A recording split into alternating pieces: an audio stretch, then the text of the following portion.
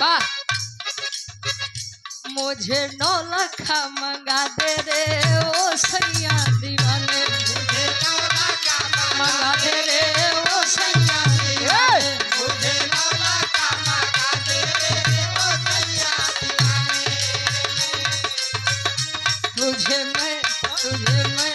तुझे वाह, तुझे होठों से लगा लूंगी ओ सैया दीवाने, तुझे होठों से लगा लूंगी ओ सैया दीवाने, तुझे होठों से लगा लूंगी ओ सैया दीवाने। मुझे 9 लाख मंगा दे रे ओ सैया दीवाने, मुझे 9 लाख मंगा दे रे ओ सैया दीवाने, मुझे 9 लाख मंगा दे रे ओ सैया दीवाने।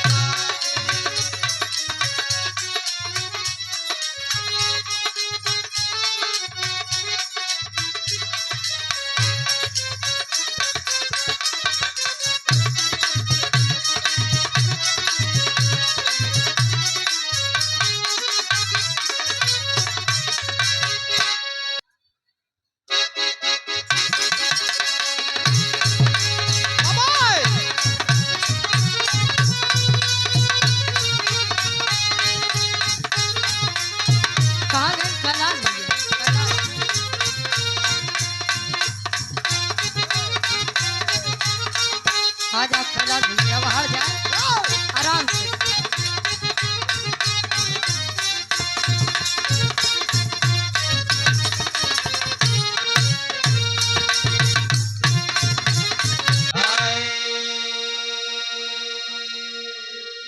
चार लाइन कवि जी भूमिका के अंदर लिखा था इनके से। अब गुरु जी 30-35 मिनट जवाब बढ़िया से प्रेम से।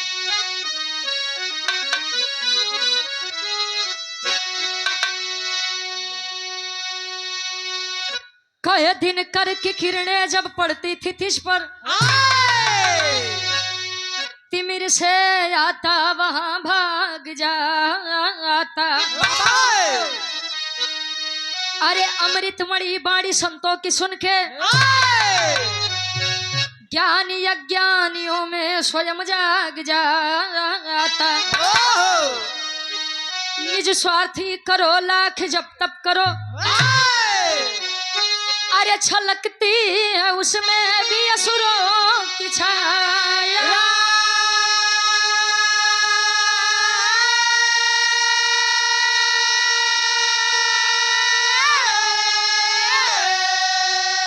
पर स्वार्थ में त्याग करते हैं जो,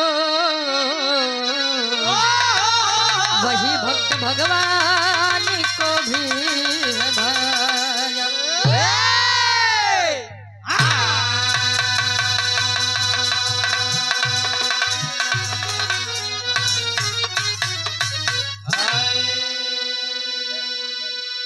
देखा भक्ति अब भावना, जे आदमी नेक बा अगर ओकरे खातिर अच्छा। एक बात बा डब्लू गुरु जी, आप हिंदू धर्म में घूम आवा, जे आदमी बढ़िया काम कर दिए कहीं जान ला भैया तू भगवान जैसे बाटिया।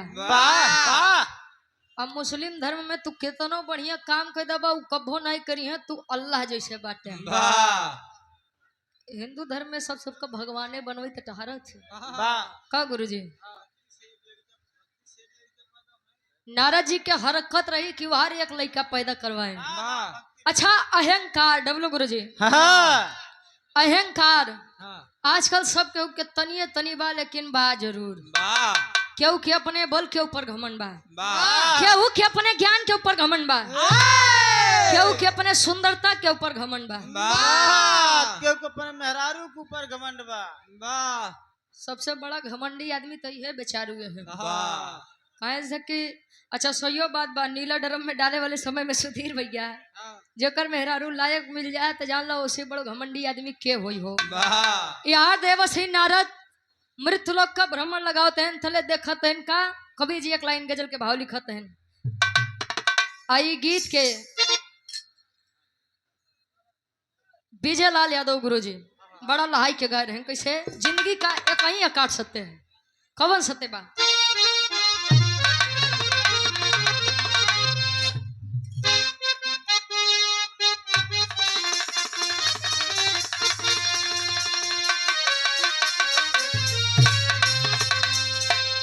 अरे जिंदगी में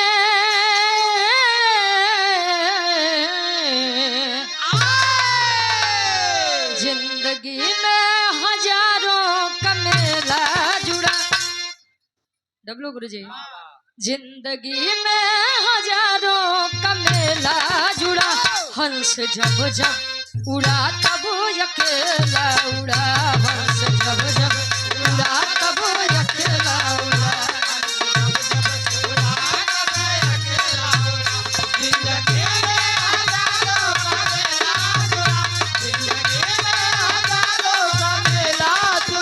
हंस जब जब उड़ा तब अकेला उड़ा, हंस जब जब उड़ा तब अकेला उड़ा।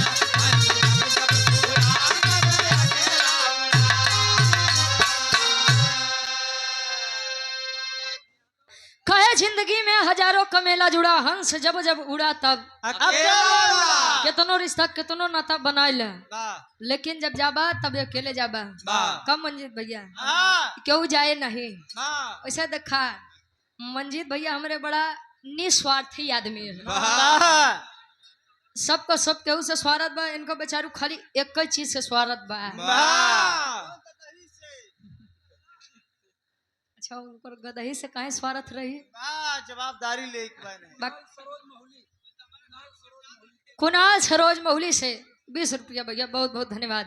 उनके खाली एक चीज से मतलब बा, खाली पैसा से, बाकी के आवत बा के जात बा कोनो यथा पता कोनो मतलब नहीं बा। अच्छा एक बात यो बा कि सेवकाई बड़ा बढ़िया करत है, इनकर नाम तरह से बढ़िया कभी जी फर्ज में लिखा था भक्त और भगवान के बारे में। कैसे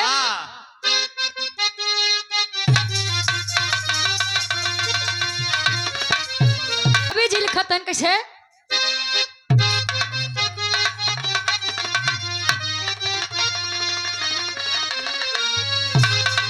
अरे भक्ति शक्ति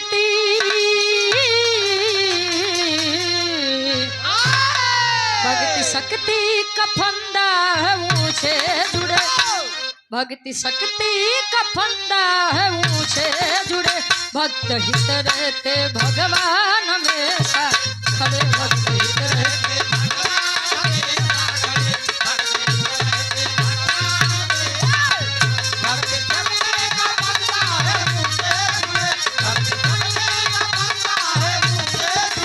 भक्त हित रहते भगवान हमेशा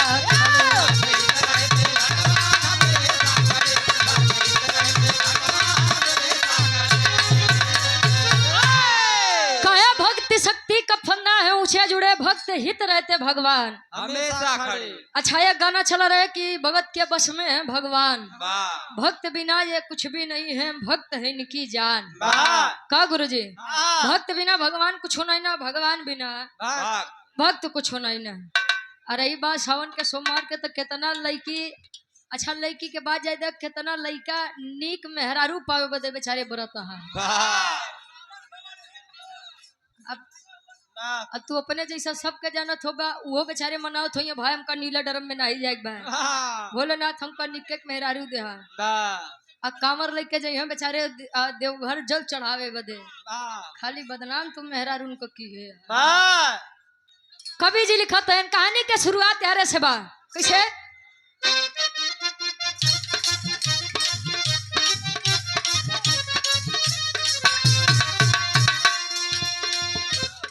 इंसानियत हो जिसमें सच्चा इंसान है, इंसानियत हो जिसमें सच्चा इंसान है, उसके लिए तो सारा जग ही जहान है।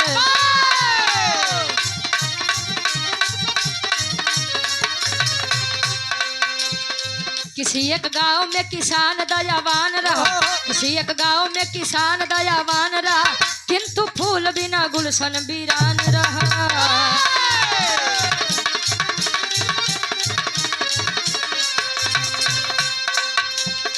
देवर्षि नारद का मृतलोक में प्रस्थान हुआ,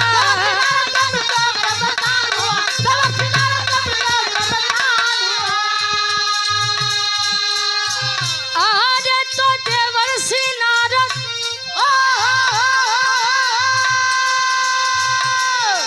का मृतलोक में प्रस्थान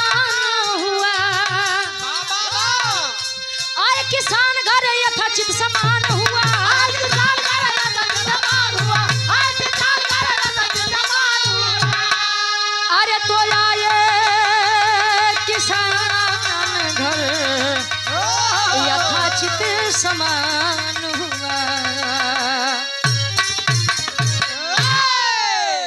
कहे इंसानियत हो जिसमें सच्चा इंसान है, कहे अपने खातिर तो कुकुरो बिलार जीवन व्यतीत करत है, जो दूसरे खातिर जी है वो है इंसान बा। अच्छा आजकल जमाना बड़ा अजीब बा मंजीत भैया, लोग गाय के अपन माता समझ लेता है, कौआ अगर भोजन कैले तो जान ला अपन पुरखा पुरनिया भोजन कर लेता है, लेकिन आजकल इंसान इंसानियत को नहीं पहचान रहा है। कहो गुरुजी, हम कहे कि लइको बेचारे मेहरारू पावे खातिर पूजा आराधना वंदना करता है, तो ये कहा कि कौन या मेहर मऊगा मेहर मता उनकर दिन नजदीकात बा। हाँ हाँ उनकर दिन खाली नजदीकात बा बस। ए भैया कहो जवन लइका अपने मेहरारू के माने जाने तो वो मेहर मता या। एक लड़की अपना सब कुछ छोड़ करके अनजान परिवार में आती है खाली विश्वास को लेकर के, और दुल्हा के नहीं जाने माने तो कर जिंदगी बेचारी तो मौत से बदतर तो हो ही जाए। धन्य हो महाराज, धन्य हो महात्मा, तो का जे पाई बेचारी तरिए जाए, झंड हो जाए। लेकिन तुम मेहरारू पीछे कहाँ, तू तो मर्द के पीछे भागते है आजकल। ए भैया देवर सिंह नारद जी यहाँ आकाश मार्ग से जाते हैं तो नीचे देखते हैं कि मृतलोक में किसान जी मन मारे बैठा है। जब मन मारे बैठा है तो नारद जी कहन हो अब न्यूज खाली यहाँ से बनी आयन। तब पहले के पुरनियन के एक आदत रहे मंजीत भैया कि घरे केहू आवे तो लोग कहा कि अतिथि देवो भव, मतलब कि मेहमान भगवान के समान होता है। घरे आदमी आवे तो पानी पियावे, हाल चाल बढ़िया से ले तब तो पूछे कि भैया कोनो काम बका। आजकल के मन इतना खराब है कि दुआरे आवत है तो पूछत है भैया खाना खाए क्या है कि घरे जाबा तब खाबा, चाय पीबा अगर पियत हो बताओ बनवाए दे। चीनी कम रहे बार खातिरदारी आज के समय वाली। किसान जी अच्छा यार पानी वानी पियाए नारद जी के अपन व्यथा बताते हैं कि आखिर हमका तकलीफ का बा। कैसे एक लाइन गीत लगत बा, कोनो लइका कोनो लइकी से कहत बा, का कहे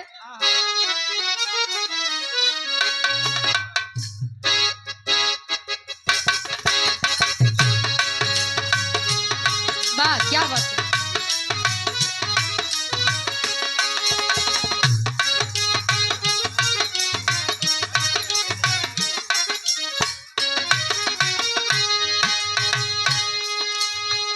ये है प्रेम मोहब्बत। देखा प्रेम करना कोई गलत बात नहीं, प्रेम करना तब गलत बात नहीं है जहाँ पर प्रेम पाक और पवित्र हो, उसमें कोई गंदगी ना हो। प्रेम कई प्रकार का होता है, ये प्रेम ही है जवन आप लोग प्रतापगढ़ से बोला कि हर प्रयागराज में गवावत है। जैसे बाप बिटिया के प्रेम, माई बेटवा के प्रेम, भाई बहन के प्रेम, ससुर पतोहू प्रेम, वाह वैसे ठीक बा, ये कहा ठीक है, लेकिन आज के समय में ये गलत लागत बा। कब मंजीत भैया देखा लइका अपने प्रेमिका के कहे का कहे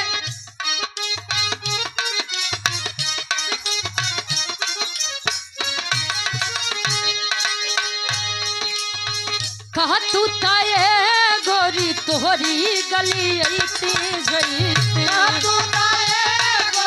तोहरी गली ऐती जईती।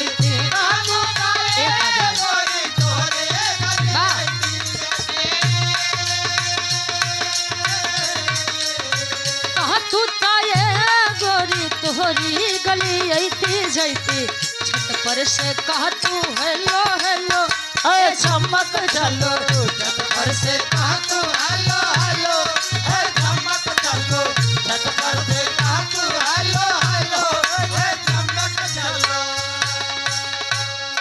लेकिन यार किसान जी बतावत है के नारद जी के का बतावे काहे किसान बाबा मुनि के समनवा, किसान बाबा मुनि के समनवा हो, किसान बाबा मुनि के समनवा हो,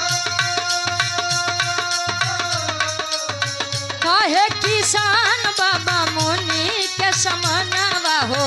गुदिया में नहीं खेला लनवा तू बतिया सुना, गुदिया में खेला लगवा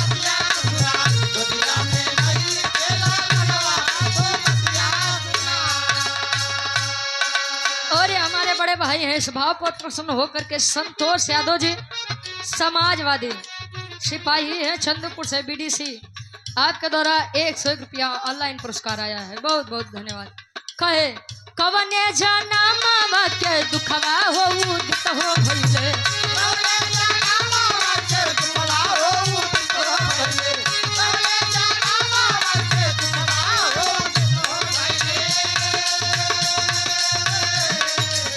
रूठे विधाता दया तनी को न कइले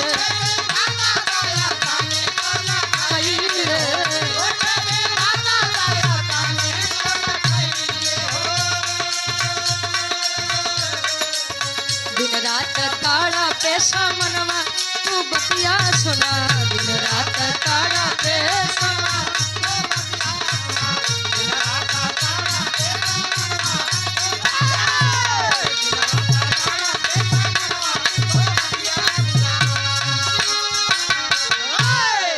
कहे कवने जन्मवा के दुखवा हो उदित हो भइले और उठे विधाता दया तनिको न कइले। और ये हमारे बड़े भाई हैं सिंगर राजकुमार यादव और अरुण यादव भाई, हमारे दोनों भाइयों के द्वारा सुंदर माला अंग वस्त्र और 100 रुपए का सम्मान। बहुत बहुत धन्यवाद। दिनेश कुमार सरोज एडवोकेट साहब पता सराय गंभीर दास बीबीपुर मेरे गार्जियन जी के द्वारा 100 रुपया। बहुत बहुत धन्यवाद। नारद जी के किसान जी बताओ तन कि महाराज आप सबके दिहा सब कुछ बा खाली एक चीज के कमी बा। कहें कोने चीज के कमी बा? कहें कि रुपया पैसा धन दौलत मेहरारू घरे बा लेकिन एको लइका नहीं बा। अभी आप तो नारायण के इतना बड़ा भक्त है कि तनी सा नारायण से कई के एकात लइका दिवाई देता। अब यार नारद जी के घमंड हो गया कि हम नारायण के सबसे बड़ा भक्त ही तो हम तोहे लइका जरूर देवाऊ तोरे पानी जो नहीं पियाया है ओकर हम फर्ज जरूर निभाऊ। अच्छा पानी वानी पी के वचन दे के चल हैं नारद जी किसान जी के कि हम तोहे लइका देवाऊ। अच्छा लेन कहाँ क्षीर सागर में जहाँ विष्णु जी विश्राम करत रहे। आज जब विष्णु जी विश्राम करत हैं तले नारद जी सोचत हैं विचारत हैं कि कहाँ से बात उठाई या कहाँ से बात शुरू हो है। अच्छा नारायण नारायण नारायण नारायण नारायण नारायण नारायण नारायण नारायण नारायण बस बस। अच्छा जाप करत करत पहुंचो तन कहाँ क्षीर सागर में विष्णु जी देखते मन कुल समझ गए कि केथा बदे आए हैं। तले नारद जी अपन व्यथा बताओ तन कैसे एक लाइन गीत लगत बा।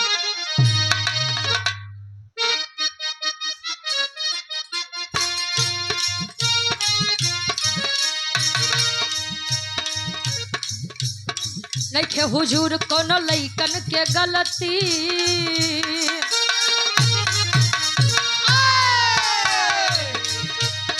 नइखे हुजूर कोनो लइकन के गलती नइखे हुजूर कोनो लइकन के गलती ये मिजाज गड़बड़ावेली नइखे हुजूर कोनो लइकन के गलती ये मिजाज गड़बड़ावेली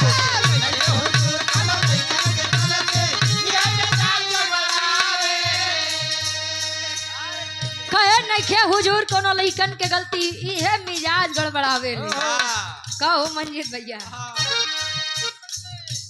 एक पत्ती बढ़ के।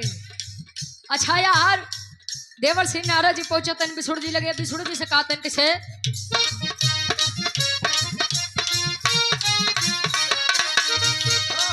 बीड़ाधारी विष्णु से जाके बीड़ाधारी विष्णु से जाके सारी बात बतावे बीड़ाधारी विष्णु से जाके सारी बात बतावे बीड़ाधारी विष्णु से जाके सारी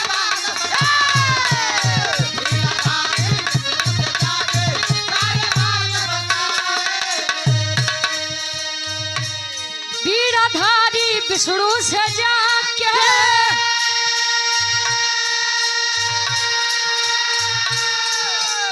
सारी बात बतावे ए स्वामी देता किसान के सुंदर ललनवा देता किसान के सुंदर ललनवा अपन रज सुनावे देता किसान के सुंदर ललनवा अपन रज सुनावे देता किसान के सुंदर ललनवा अपन रज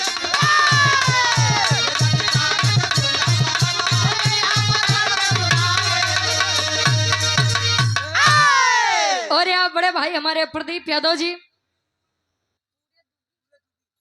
पूरे दुगी से 100 रुपया ऑनलाइन पुरस्कार। नहीं बा नंबर याद बका भाई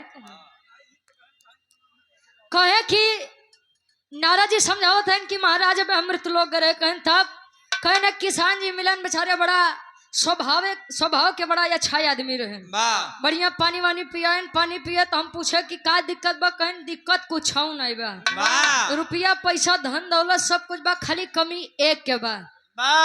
अच्छा पुरानियन में एक व्यथा बड़ी अजीब रहे गुरुजी। हाँ। लड़का हो चाहे मत हो लेकिन ओकर जिम्मेदार खाली मेहरुअन बेचारी रहे। बात बा साइंस के विज्ञान के जवन कम से कम इतना तो बतावेला कि के करे अंदर दिक्कत बा नहीं तो करे केहू लेकिन मेहरुए बेचारी हर जगह से ताना सुने।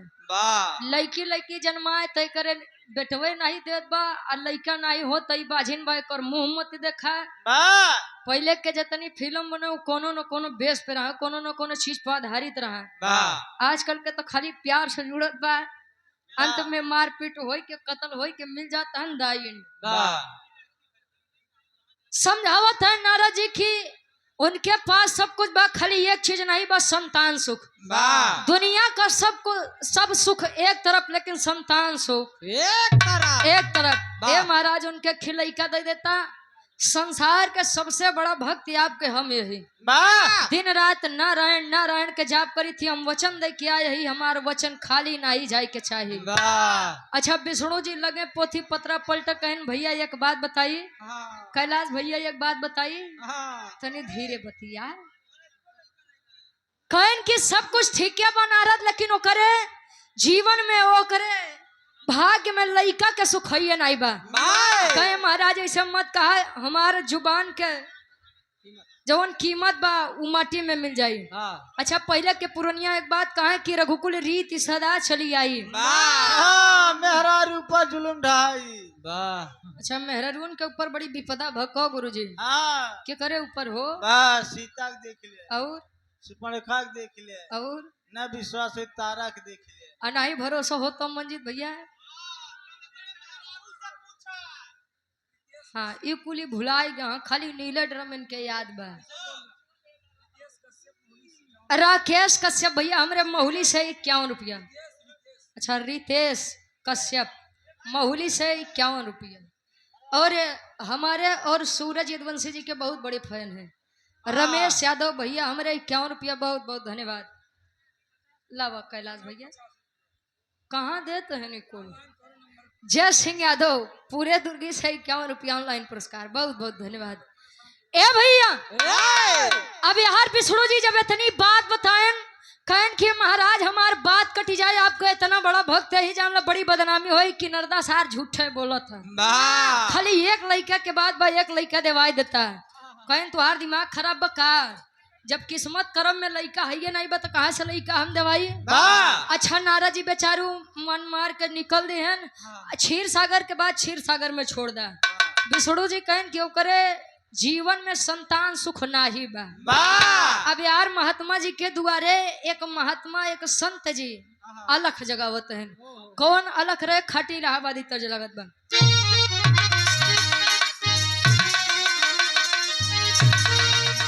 आए होए अरे राम झको रमार झुलनी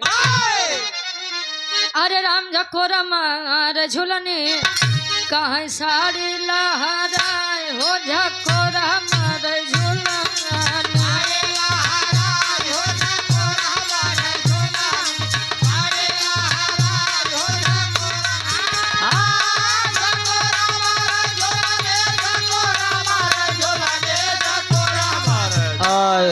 साड़ी लहराए हो झको रमार झुलनी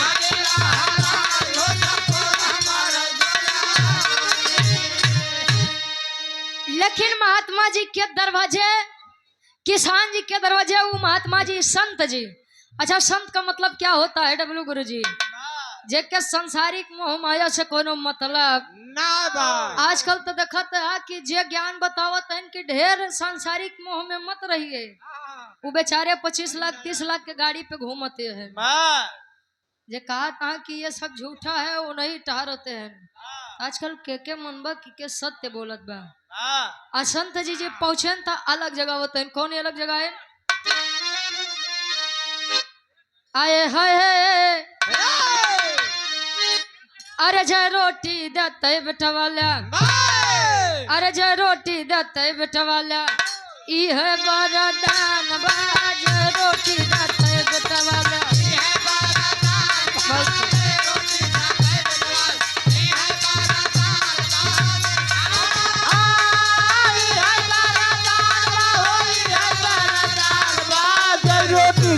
बेटा वाला ई है वरदान बा, जय रोटी देते बेटा वाला।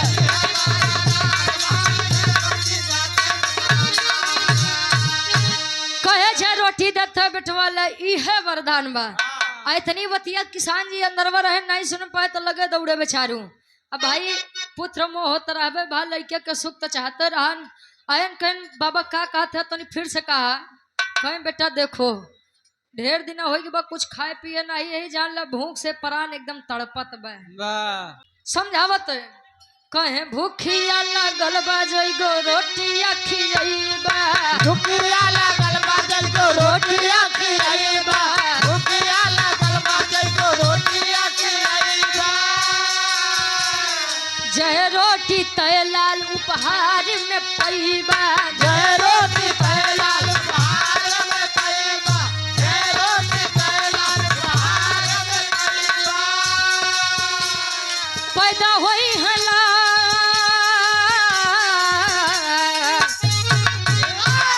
पैदा होई है लाल बनल वेद के विधान बा, जय रोटी देते बेटा वाला। ई है वरदान बा, जय रोटी देते बेटा वाला। ई है वरदान बा, ई है वरदान बा, ई है वरदान बा, जय रोटी देते बेटा वाला। ई है वरदान बा, जय रोटी देते बेटा वाला। ई है वरदान बा, जय रोटी देते बेटा वाला। कौशल यादव डॉक्टर साहब करकटेपुर से 100 रुपया बहुत बहुत धन्यवाद। कहे भूखिया लगल बा जइगो रोटिया खियइबा, अजय रोटी तय लाल उपहार में पैबा। अच्छा ऐसा तो ऑफर अगर पहले के समय में मिल जाए डब्लू गुरुजी, आदमी मजबूर रहा नहीं तो 50 रोटी खियाए डबे भाई। दूर के खियावे कहन की महाराज देखा कईयो आदमी है कई के गहा खाली पानी पियता ये कई के जाता कि लइका अब होई तब होई अब होई तब होई। आयतने में देखा था मुड़े के कुल बार झड़ जात बा, लेकिन लइका नहीं होत बा। कहन महाराज एक संत की जुबान है, जय रोटी खियौबा त लइका होई, संत के जुबान बा कबो खाली ना जाई। अच्छा गयन किसान जी दौड़त भागत किचन में देखेन मतलब रसोई घर में देखेन तो 7 रोटी रहे। अच्छा जब गयन किसान जी अंदर तो देखें 7 रोटी, 5 6 7 नाइत कहा 60 रोटी। 7 रोटी गिने तल्ले के जैसे बहरे निकले तले उनकर मेहरारू पीछे से कुर्ता पकड़ के कहा कहाँ ये लइका पावे के चक्कर में आधी संपत्ति तुम्हारा लुटा डाले, कोनो फायदा हमका नहीं दिखा नहीं, अब कहाँ जाते हैं। कहते तनी चुप रहो, एक बार आखिरी बार हमका या जमावे दे के जान नारद जी के आशीर्वाद लग जाओ, विष्णु जी के आशीर्वाद लग जाओ, लइका घरे जन्म ले ले ना 7 लेकिन एक ठवर तो जरूर पैदा हुई।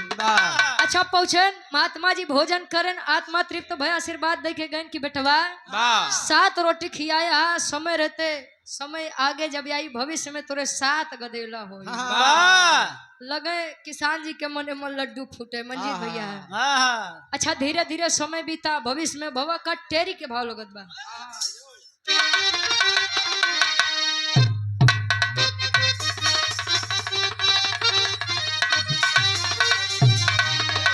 अरे भक्ति की शक्ति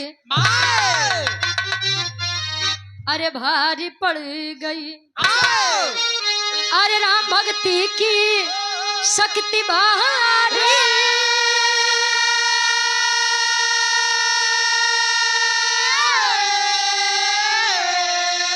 अरे भक्ति की शक्ति भारी पड़ गई। तब भैले 7 लाली अब महाकुठी फुलवारी फुलवारी फुलवारी।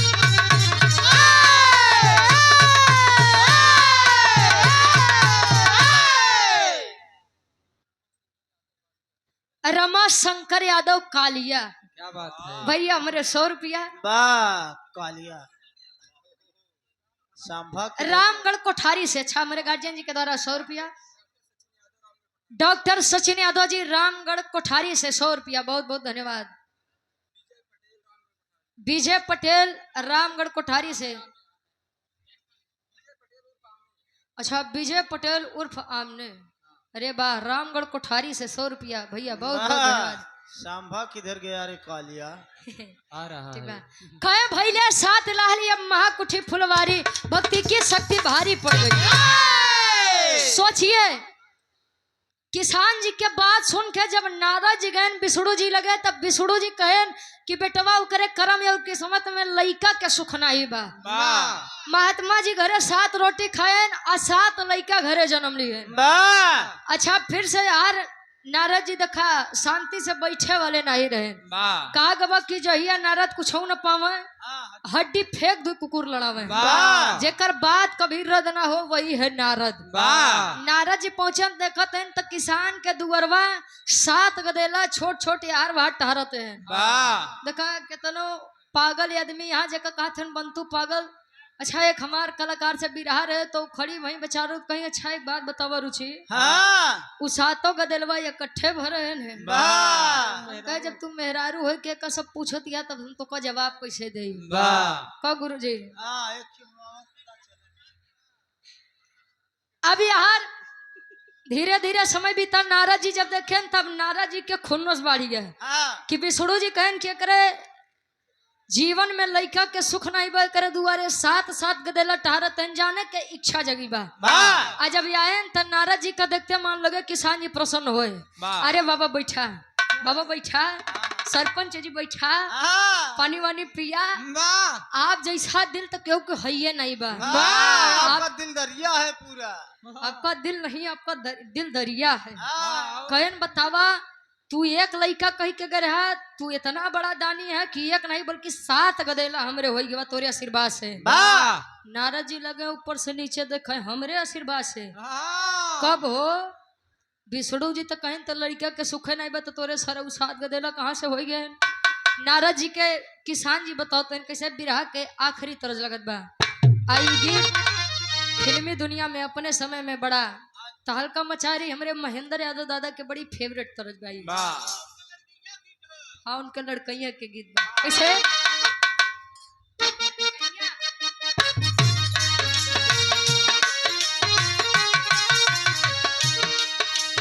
लड़की कहे कैसे घरे जाऊं सर माऊ घबराऊं, कैसे घरे जाऊं सर माऊ घबराऊं, कैसे घर जाऊं सर माऊ घबराऊं, कैसे घरे जाऊं सर माऊ घबराऊं। कोई दिलिए ढूंढते हैं मेरा नाम खो गया, कोई दिल ढूंढते आए मेरा नाम खो गया, कोई दिल ढूंढते आए, कोई दिल ढूंढते आए मेरा नाम खो गया। विराज यादव भैया हमरे कुलदीप भैया और छोटू भैया के नाती लागत थी। अरे वाह 51 रुपया बहुत बहुत धन्यवाद। कहे कोई दिल ये ढूंढते हाय मेरा लौंग खो गया। मेरा लौंग खो गया। एक लौंग हो था वो पूजा में काम में आवा था, पूजा पाठ में लौंग सटावे वाले लौंग।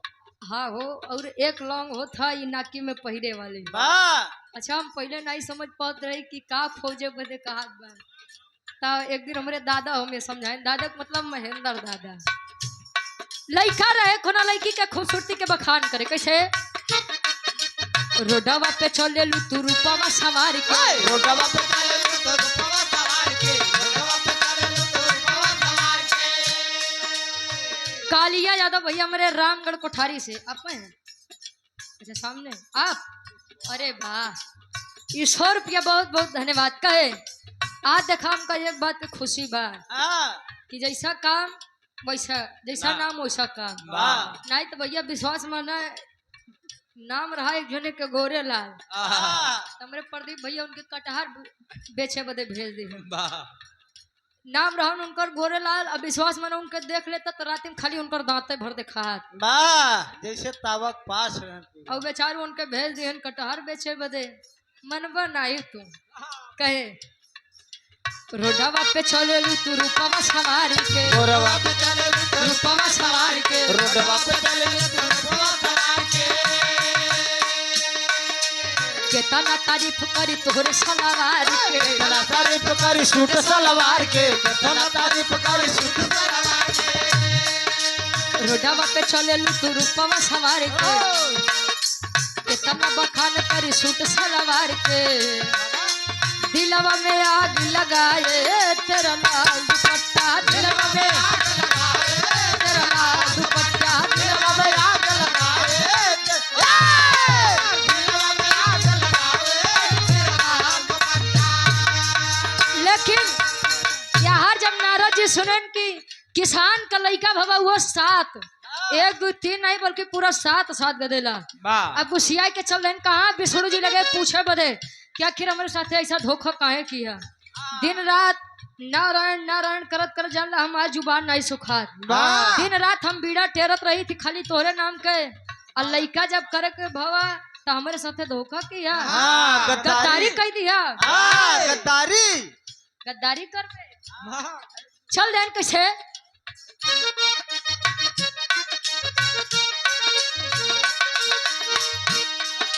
चले नारायण मुनि तब क्रोधवा बढ़ाई के, चले नारायण मुनि तब क्रोधवा बढ़ाई के, वासुदेव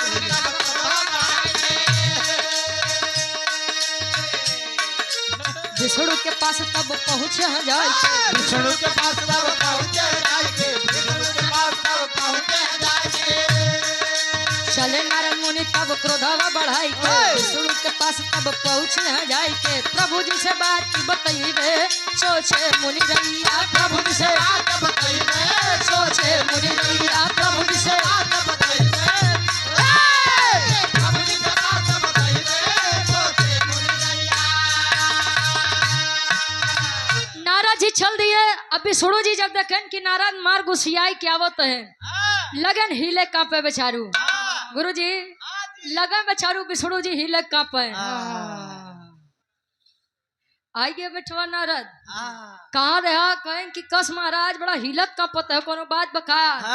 कैसन तोहार रील बजता कहने लागत है बेटवा जब जियब नाही। कहन तोहार दिमाग खराब भबा। सृष्टि के देख रेख तू करत है तू ही नहीं रहबा त ई सृष्टि के देखी। कहन कि केहू बदे आजकल काम रुकब कि हमरे बदे काम रुक रही। कालिया भाई खोवा वाले 201 रुपया। बहुत बहुत धन्यवाद आशीर्वाद के चारी माई भगवती करे काम में दिन दुना रात चौगुना तरक्की हो खतरा है।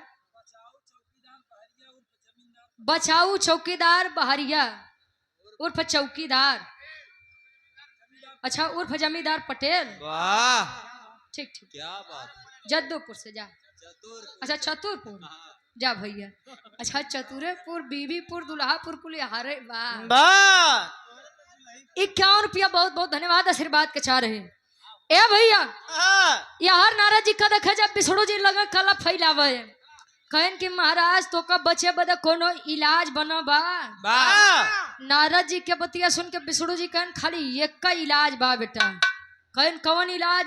कहन कि जा जे संसार के सबसे बड़ा भक्त हो खाली ओकरे एक आंखी के खून लिया दा रक्त। खाली एक आंखी के खून लिया दा ओके हम पी ले तो पहले जैसा ठीक हो जा। नारद जी इतनी बतिया सुनन। नारद जी जब बतिया सुनन कहन कि बस महाराज खाली एक आंखी के खून चाहिए।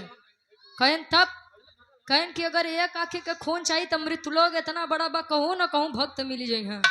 एक हाथ में चाकू एक हाथ में कटोरा लई के पहुंचत है कहा मृत्यु लोग अहोत का पापड़ के भाव लगत बा।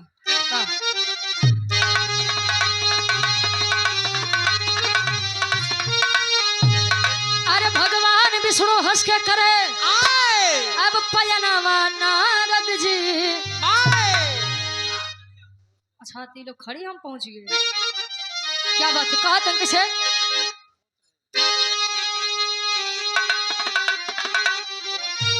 अरे सोच रहे देवर्षि गौर बढ़ाई अपने मनवा में। तो सोच रहे देवर्षि गौर बढ़ाई अपने मनवा मनवा में तो कहाँ नेत्र के लहू मिल पाई अपने मनवा में कहाँ नेत्र के लहू मिल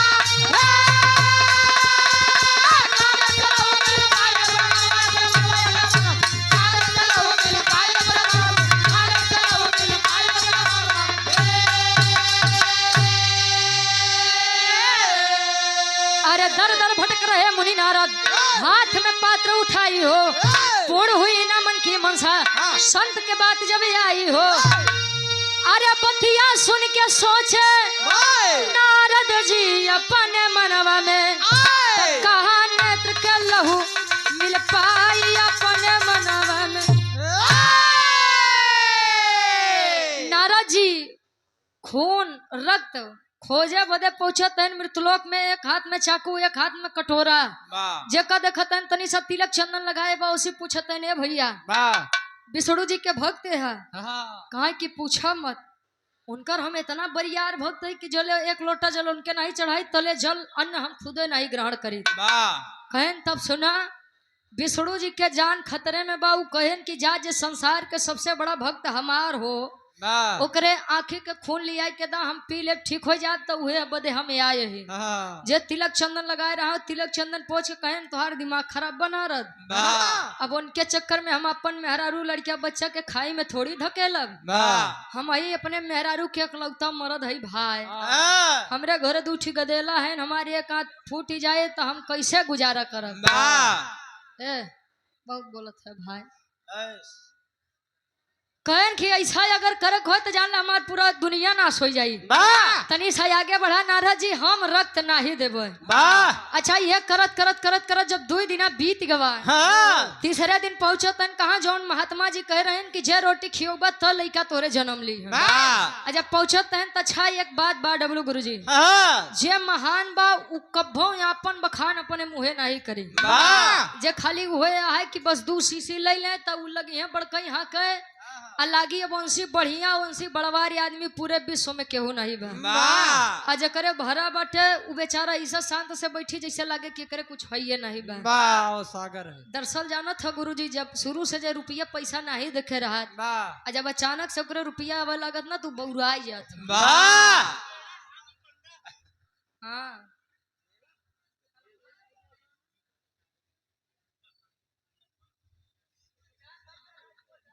सुजीत यादव भाई हमारे ये सुंदर माला 100 रुपया बहुत बहुत धन्यवाद 1 स्वर में सबके नमस्ते प्रणाम स्वीकार होकर ए भैया जब पहुंचा तेनु महात्मा जी लगे तन नारद जी बड़ा निराश होके कहे कि महाराज आखिरी आदमी तू ही बचा है खाली इतना बता दा कि तू नारद जी के कितना बड़ा भक्ति कैले था कहे महाराज बहुत बड़ी तो नहीं लेकिन छोट मोट भक्ति हम कैले थी अब नारद जी के तो खाली ही चिंता सतावत बा कि अगर खून नहीं मिली प्रभु पिए नहीं ठीक नहीं हुई है तो हमका बताइए कैसे कि हमारे साथ धोखा काहे बदे करें अब पहुंचते हैं तब का आल्हा के भाव में कवि जी प्रमाण लिखत है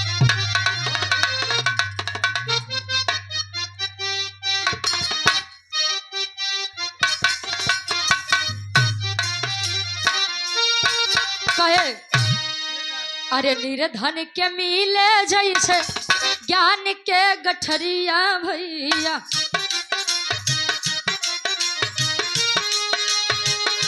मनवा के मनसा सब गइल बापुरा सुर नर मुनि करते जे कर भजनिया भैया संकट में फंसे दुनिया के पालनहार चाकू उठा के अपने अखिया पे मरले भैया चुभी गई चाकू बहे खूनावा के धार कहे सुर नर मुनि करते जेकर भजनिया बाबू तो संकट में फंसे दुनिया के पालनहार भैया भैया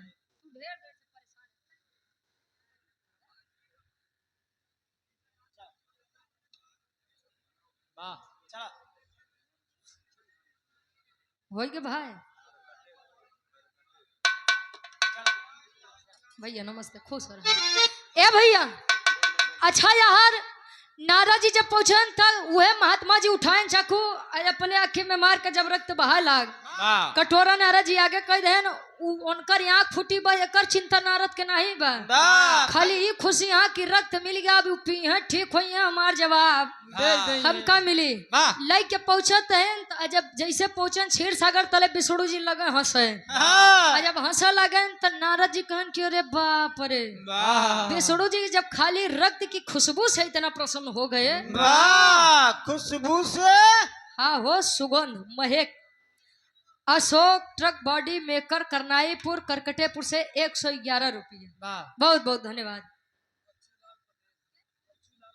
बच्चू लाल पटेल गार्जियन जी के द्वारा 51 रुपया जब नारद जी कहें कि महाराज अब तू ठीक है कहें अरे नारद बेटो पूछा जिन अब तो हम इतना ठीक ही लागत है कि इतना ठीक हम कबो रहबे नहीं भाई वाह खून के कटोरा बगली धरन कहें महाराज अच्छा एक ही प्रश्न करी जवाब देव कहें हाँ बेटो पूछा कहें कि जब हम मृत्यु लोक से आए कहें महाराज एक खिल दे दा किसान के तो तू कहा कि ओकरे जिंदगी में ओकरे जीवन में संतान सुख नहीं बा वाह हमका खाली इतने बताए दा कि ओकरे घरे 7 गदेला कैसे जन्म ली है वाह विष्णु जी कहन कि अबे बेटवा तू समझ नहीं पाया वाह ये तो तोहार परीक्षा रहे वाह कहन कौन परीक्षा कहन जब मृत्यु लोक से तू लौटा तो तोरे बाती में एक घमंड रहन अहंकार रहन अहंकारी रहन कि तू कहा कि संसार के सबसे बड़ा भक्त हम यही वाह जब हम कहे हमार तबीयत खराब बजा जे हमार संसार के सबसे बड़ा भक्त हो करे आँखी के खून लिया के दे दे तू लगे चाकू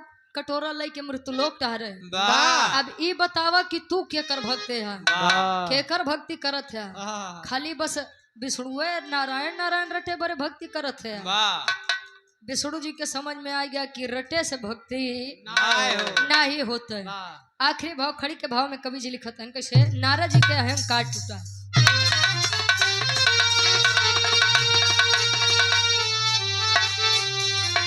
अरे भगवान विष्णु हंस के खरे अरे बयानवा नारद जी तो हमसे बड़ा बाटे भक्त के यसनवा नारद जी असनवा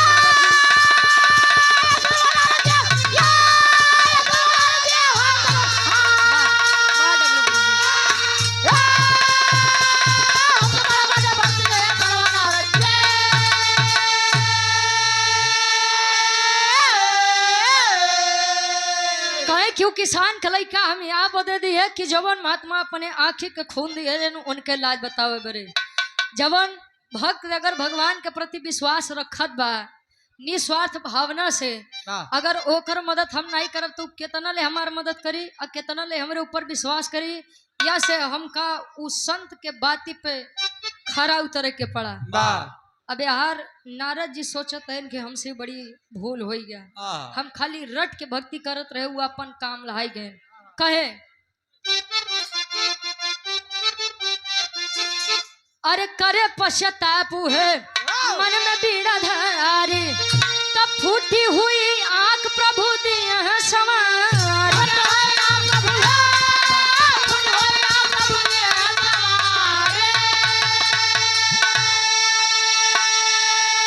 अरे खुल गई तब ज्ञान के अरे नयनवा नारद जी तो हमसे बड़ा बाटे भक्त के यसनवा नारद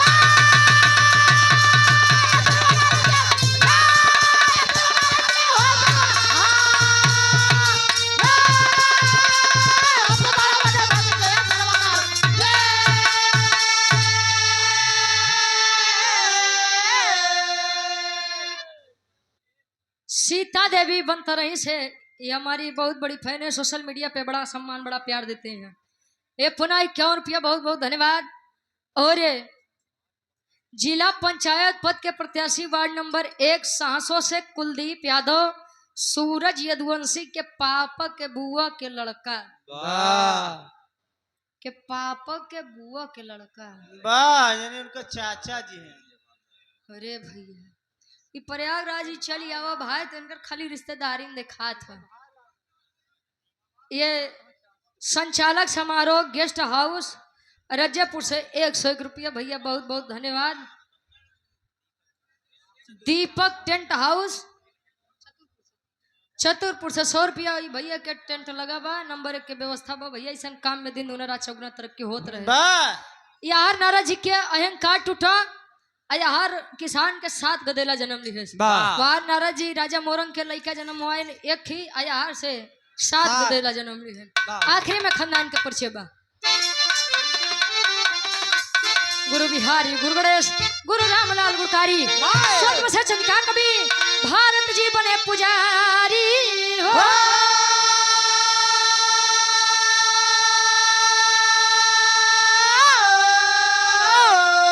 अरे भक्ति की शक्ति भारी पड़ गई तगा में रुचि अदो मां शारद की बलिहारी। भक्ति की शक्ति भारी पड़ी गई।